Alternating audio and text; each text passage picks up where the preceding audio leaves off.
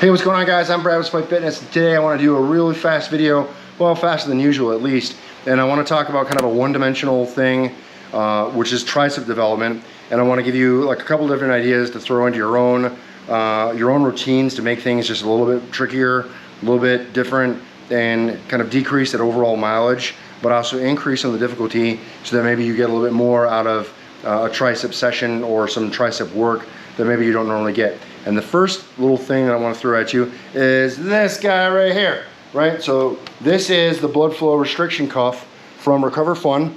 I introduced these some time ago, and you know, my friends Joe Zatmary and the guys from the Lions Den crew, we played with these when I was up there in Ohio hanging out with those guys, and it's been some time that I played with them, but I wanted to bust them back out and kind of reintroduce them and play with them again myself for a little bit of tricep work.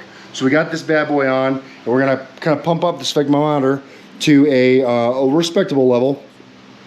Let's go to about 160. There we go, about 160. All right, so we got that first cuff on. We're gonna go ahead and get the other cuff attached, and then I'm gonna jump in and show you the kind of the second little thing that we're doing today to make it a little bit more insidious. Here we go. All right, so now that I got both of these bad boys on, we're gonna maneuver over and do some tricep extensions with a little bit of twist. And this is the second little thing that I want to throw at you guys for consideration, and I'll show you here as we come around. So here we go. What we did today is on the tricep extension, we made a little bit of a change, and I added in some bands here. And now you might wonder, Brad, why did you do that? And the reason is because there is some delay on that tricep extension, right? So as I extend out, that band starts to stretch and oscillate, and so because there's movement and oscillation in the band, it just makes it a little bit harder on those triceps. So when I extend out, I'm actually gonna stretch the band, and then finally the weight actually catches up, right? And I get a little bit extra pinch on the tricep by doing it in such a manner. And so it's something, a little extra thing that you can throw into your own tricep training that might be just a little bit different than what you're normally doing. And that's what it's all about, guys. It's all about trying to find a few things to switch it up and make it just a little bit different than it was before. And these are two little things that you might be able to throw into your own training. If you don't happen to have these blood flow cuffs, you can check out the link in the description box below and see where those come from. But you can also use something like a band or voodoo floss, or even like a knee wrap or something like that. You can use a variety of different things to kind of get the same type of an effect to a differing degree, and you don't have the same level of specificity that you would have with these cuffs, right? As you saw, I pumped up to like 160, so I know exactly what the pressure is for each arm, so I'm equal on both arms. And that, I think, is kind of an important thing. However, that hyper specificity isn't necessarily super important if you're just trying to throw in a little bit of change and do something a little bit different and don't necessarily have these to kind of play with.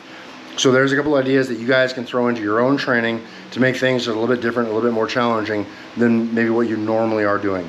And that's it, guys. That's the whole video for today. That's the idea. So let me know what you guys think in the description box below with any questions, comments, concerns that you might have. I would definitely appreciate hearing back from you or what you think. If you try it, let me know what you think. And then, like I said, I'll respond to anyone that drops a line. I also want to thank you guys for your continued support on the channel. It means the world. Thank you very much for being here with me and making the channel what it is today, with all the likes, views, subs, shares, everything that you guys are doing to help support the channel. If you want to continue to support the channel, you want to do more for the channel, there is some links in the description box below. There is an Amazon page that I have where I have a bunch of little items and things that you guys can check out that might be beneficial for your training. That, you know, purchasing from that page helps the channel. I also have a link for merch and things like that. If you guys buy shirts and things like that for Train Despite, it also helps support the channel. We definitely appreciate that. And if nothing else, if you've seen a video or two and haven't subbed up yet, I would appreciate having you guys stick around for a little while, join the family, and that helps a whole lot. Aside from that, a big thumbs up on this video would be appreciated. And that's it, guys. Remember, no matter what it is you think you can't do, like, find a few different things to kind of change things up from session to session. Just keep it fresh, keep it interesting. It's never gonna happen if you don't get in and train despite. You're either gonna find an excuse, you're gonna find a way, and I hope that you guys continue to find the way. Thanks for watching. I'll see you in the next one. Peace. The bar raising, we keep moving it up. Ain't no surprises here, they knew it was us. Apologies if I was doing too much, but I always came through in the clutch. I got faith restored, why you pushing the brakes? I ain't full of myself, boy, I'm full of mistakes. I came from humble and roots. I'm here to stand and deliver. Had no one gassing me up.